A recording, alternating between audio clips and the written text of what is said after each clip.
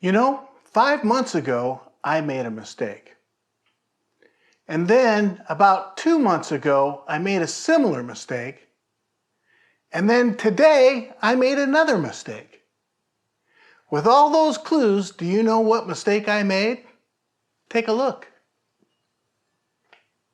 So you've got two really good clues. Clue number one, a video I made 5 months ago is where I initially made the mistake. Clue number two is that other video where I didn't recognize the fact that I made that mistake.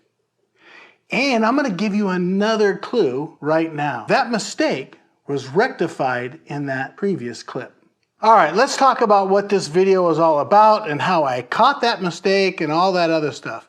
So this video is to finalize this engine. Is this thing ready to be inserted in the vehicle? You know, I mentioned the fact that back here, I've got this linkage here, and then there's this bolt up here, right there, that needs to be taken care of.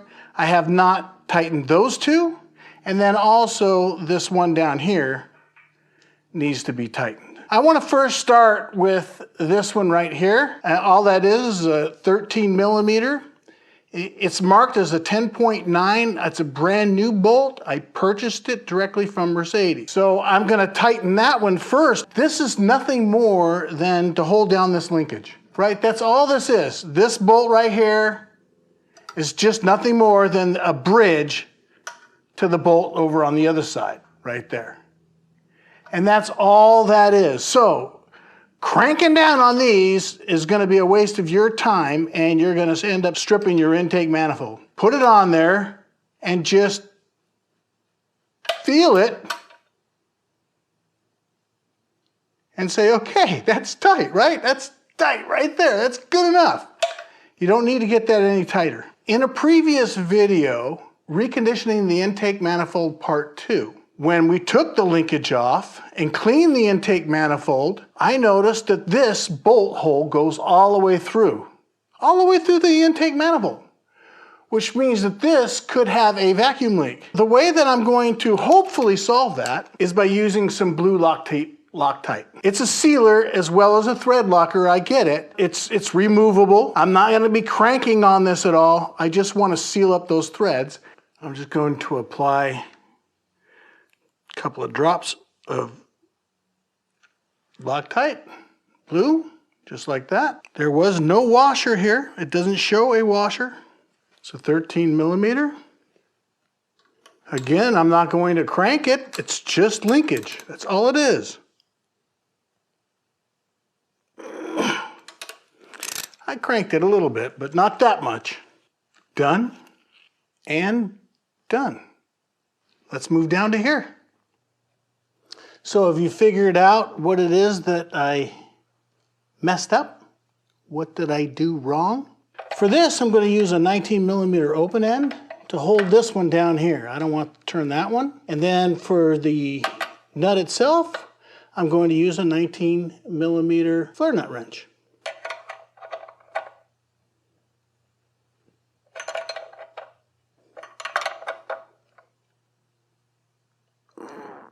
There you go. All right, so they marked that with all that yellow on there because this is for the brake booster. So now I'll put my mark on this. Might as well kind of fill in their mark, huh? There we go. I just about have everything complete except for this one right here. This is the vacuum line that comes from the smog pump. And this line goes under, or goes inside this retainer clip here, right there. It's marked B. I have a new tag for it. And then that comes up through here, just like this other one here. Because if you remember, they go together, this A and now B. Notice the color of this tubing here? It's got a green, a purple, and maybe a clear, I'm guessing is what the other color is. If anyone knows where I can source that, let me know. So did you guys figure out what it was that I made a mistake on? All right, I'm gonna tell you right now. Well, mistake number one is when I installed this damper and V-pulley. because when I installed that, I should have been aware that I needed the pulley on this pump. You can't have your V pulley on. That's what it boils down to. So that was 5 months ago. I just installed it, didn't tighten it down. Now, 2 months ago, I installed the AC bracket and the power steering pump and bracket, which means I made the mistake again because after I put this on and then I installed this, I can't take this back out again. You get it? So what mistake did I make today then? That mistake is that I put this pulley on without recording it. And that was because I was playing with it. I was trying to see, is there some way that I could just slide this out, just enough to do it, but and then I had to take this off and then that off, and before you know it, that's what happened. So what ended up really happening is I had to, turn the engine back over, get to the bolts on the bracket of the AC, which is in that other video, release this away so that way there I could pull this out past this enough, which, I kept the bolt on the front, but I took all the washers out except for one, and I left that in there, so that way there I was able to pull it out, and it never left the keyway. So that was good. I just kept doing it enough, just pull it out a little bit, and able to put this, clear it on and get it on there, and then I buckled it all up. So there you go. Those are the mistakes that I made. So don't make this mistake. And that's why I go through every single thing, is to avoid situations like that, or, get this in the vehicle and have to go through all that. We certainly don't want to do that. The idea is that this engine should be able to start right here on this stand. Everything that it needs should be right here. Of course, there's no fuel pump, that type of stuff. But the point is that everything should be here. Which reminds me, I think what I want to do is I want to install the AC compressor and then install the engine. Instead of, trying to dangle it in the air and then installing it, I think it'd be a good idea is to take that compressor out, drain the oil, and put fresh oil back in. We've already checked the clutch. I have a video for that. So we've done all that, so it should work, as far as all that goes. But I think it's going to be a good time to clean that all out. The old oil, it's been there for who knows how long, I don't know. So we'll drain that and purge the old oil, put in some new oil, and attach that pump. But as far as the engine, I think the engine is actually complete. I mean, this is a big day for me. I completely took every single nut and bolt apart on this engine. And now I've put it all back together, every single nut and bolt. I've even exchanged some nuts and bolts that weren't right. There are a lot of things that weren't right to begin with, and hopefully we've made it an authentic rebuild.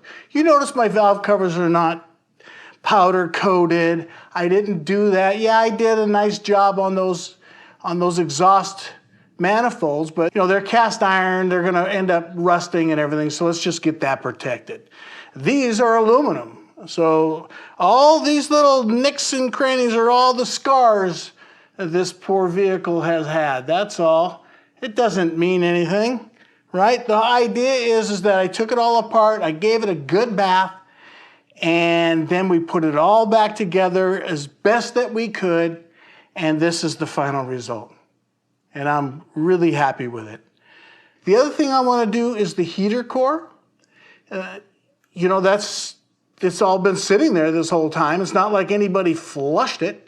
So I'm going to flush out that heater core. I have brand new heater hoses and all that. I'm going to flush all that out. We have a new radiator. We have all new hoses. We have new water pump. We have new heads, basically. They're all clean. So everything is clean. Well, if you guys would like to support this project, because I have some bad news too. My air compressor broke, unfortunately. It'll turn on, but it cannot compress. It actually compresses air, but the motor itself is just worn out. And the reason is that it's 20 years old, and as you well know, I sandblasted all the exhaust manifolds on the day that it was 119 degrees. And it was at that time, actually, that it kind of went on me. And I go, uh-oh, something don't smell right. There's a lot more I want to do, a lot more things I want to explore. I want to make everything correct as if it came off the showroom floor. It's not going to be perfect. You know, things that are here that might have been rebuilt, for example, you know, it was rebuilt. That's just the way it was. You know, it may not be original, but it is correct for the vehicle, and that's what this is all about. I think I'm just going to close it off on this one. Like I say, there's a couple of future videos, but this thing is ready to be dropped in. It really is. I've accomplished what I wanted to. We don't know if it's going to start yet, so that's another reason why you really need to click that subscribe button and click the bell and subscribe to this channel, see what happens. You know, either way, if you like to see a guy like lose his mind because nothing worked right for him, click that bell. If you just want to see a guy's dream come true and this engine just starts on the first crank, click that bell, because one or the other is going to happen. So I would appreciate it if we could just get this channel going and maybe reach to 1,000 subscribers, and maybe I can get a little bit of monetization to help support this thing. You can see I spent a lot of time, a lot of money putting this all together. So any support would be greatly appreciated. All right, you guys. Thanks again for watching.